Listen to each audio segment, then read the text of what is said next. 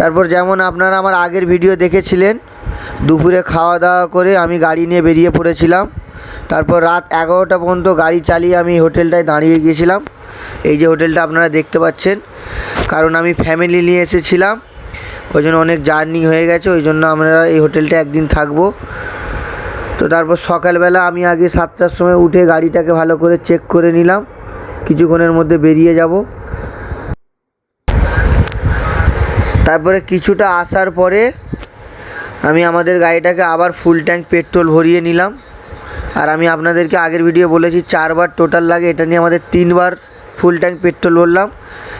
আর এই যে আপনারা দেখতে পাচ্ছেন গঙ্গা এক্সপ্রেসওয়ে, হ্যাঁ এটা এবার আপনারা আমার কথাটা ভালোভাবে শুনবেন, যারা আগে এসেছেন ভালো এবং যারা প্রথম যাচ্ছেন। এই যে গঙ্গা এক্সপ্রেসওয়ে, এটা হচ্ছে প্রথম টোল গেট। আর এই যে ভিডিওটা যে যেখান থেকে দেখছেন আমার কথাটা শুনবেন, এই যে গঙ্গা এক্সপ্রেসে কেউ যদি আসেন এই হাইওয়েতে, এটা 620 কিলোমিটার একদম টোটাল লং, এবং এখানে কোনো পেট্রোল পাম্প নেই। যারা আপনারা এই হাইওয়েতে আসবেন আগে পেট্রোল ফুল ভরিয়ে নেবেন, কারণ আপনারা ফেঁসে যেতেও পারেন, কেন 200-300 কিলোমিটার ছাড়া ছাড়া পেট্রোল পাম্প আছে। আর আমার এই ভিডিওটা যে যেখান থেকে দেখতে পাচ্ছেন একটু শেয়ার করে দেবেন, কারণ যারা নতুন আসবে তাদের খুব হেল্প হয়ে যাবে, আর যারা এসেছেন তো তারা সবই জানেন।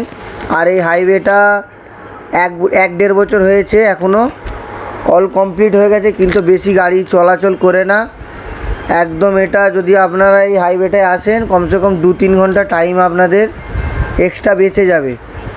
আর এই ভিডিওটা আমার যদি ভালো লেগে থাকে লাইক, কমেন্ট, শেয়ার এবং আমাকে সাপোর্ট করবেন, আর আমার আইডিটাকে ফলো করে দেবেন, যাতে আমি আপনাদেরকে আরও নতুন নতুন ভিডিও দেখাতে পারি।